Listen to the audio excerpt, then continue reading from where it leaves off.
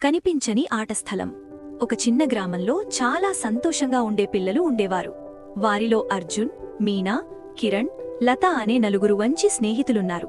ప్రతిరోజూ స్కూల్ అయిపోయిన తర్వాత వారు కలిసి గ్రామం చివర ఉన్న ఖాళీ మైదానం దగ్గరికి వెళ్లి తిరిగేవారు.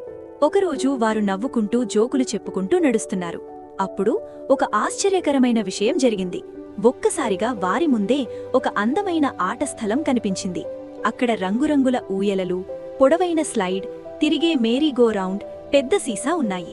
పిల్లలు ఆశ్చర్యపోయారు. అర్జున్ సంతోషంగా అన్నాడు, వావ్, ఇది మాయా ఆటస్థలం.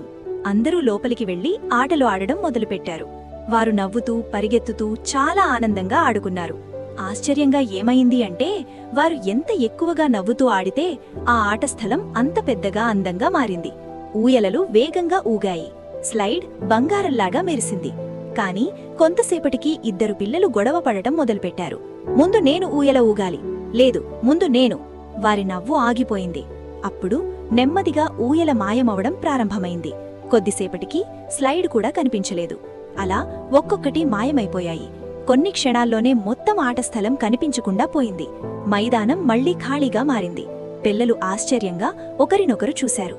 అప్పుడు మీనా ఆలోచిస్తూ చెప్పింది, మనము కలిసి నవ్వుతూ ఆడితేనే ఈ ఆటస్థలం కనిపిస్తుందేమో. అందరూ మళ్లీ జోకులు చెప్పుకుంటూ నవ్వడం మొదలుపెట్టారు. ఒక్కసారిగా మళ్లీ ఆ మాయా ఆటస్థలం కనిపించింది. ఈసారి పిల్లలకు ఒక విషయం అర్థమైంది. ఆ ఆటస్థలం నిజంగా మాయ కాదు, వారి ఆనందం, స్నేహమే నిజమైన మాయ. ఆ రోజునుంచి వారొక నిర్ణయం తీసుకున్నారు. ఎప్పుడూ కలిసి ఆడాలి, పంచుకోవాలి, మంచిగా ఉండాలి.